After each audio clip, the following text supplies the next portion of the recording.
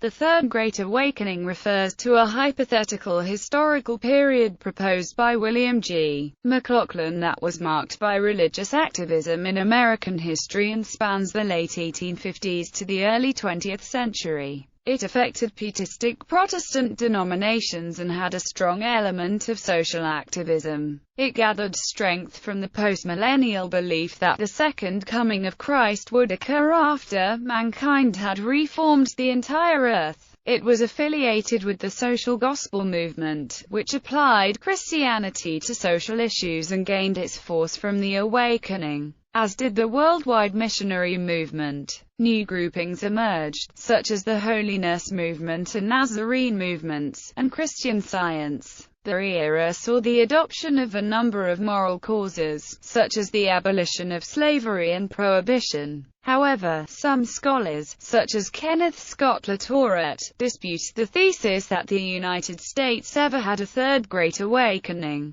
Overview. The Protestant mainline churches were growing rapidly in numbers, wealth and educational levels, throwing off their frontier beginnings and becoming centered in towns and cities. Intellectuals and writers such as Josiah Strong advocated a muscular Christianity with systematic outreach to the unchurched in America and around the globe. Others built colleges and universities to train the next generation. Each denomination supported active missionary societies, and made the role of missionary one of high prestige. The great majority of Pietistic mainline Protestants supported the Republican Party, and urged it to endorse prohibition and social reforms. See third-party system. The awakening in numerous cities in 1858 was interrupted by the American Civil War. In the South, on the other hand, the Civil War stimulated revivals, especially the Confederate States Army revival in General Robert E. Lee's army. After the war, Dwight L. Moody made revivalism the centerpiece of his activities in Chicago by founding the Moody Bible Institute.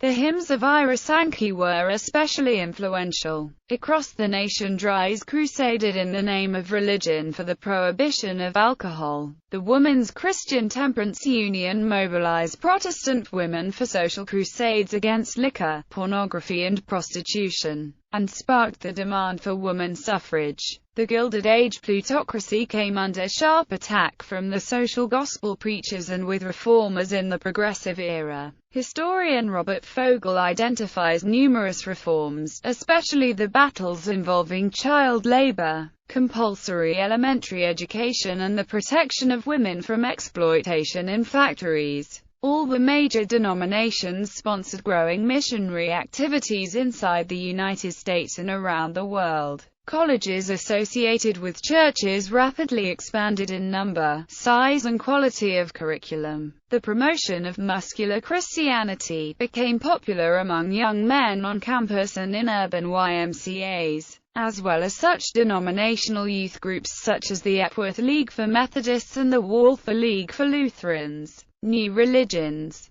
Mary Baker Eddy introduced Christian Science, which gained a national following. In 1880, the Salvation Army denomination arrived in America. Although its theology was based on ideals expressed during the Second Great Awakening, its focus on poverty was of the third. The Society for Ethical Culture was established in New York in 1876 by Felix Adler, attracted a Reform Jewish clientele. Charles Taze Russell founded the Bible Students movement, which later split into the Jehovah's Witnesses of today, with Jane Addams's Hull House in Chicago as its center. The Settlement House movement and the vocation of social work were deeply influenced by the social gospel. The New Thought movement expanded as Unity and Church of Divine Science were founded. The Holiness and Pentecostal movements. The goal of the Holiness movement in the Methodist Church was to move beyond the one-time conversion experience that the revivals produce, and reach entire sanctification. The Pentecostals went one step further, seeking what they called a baptism in the Spirit, or baptism of the Holy Ghost, that enabled those with this special gift to heal the sick, perform miracles, prophesy, and speak in tongues.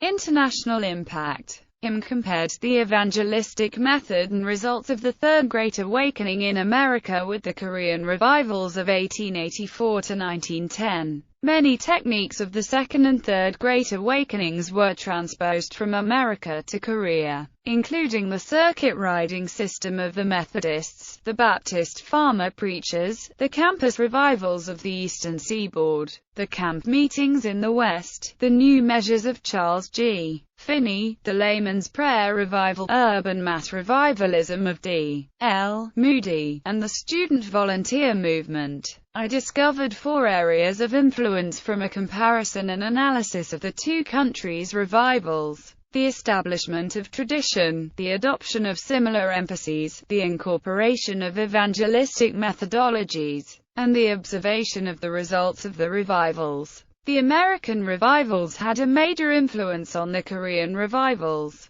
and the American revival tradition and enthusiasm toward missions helped Korean Christians develop their own religious experience and tradition. This tradition has influenced Korean churches even into the 21st century.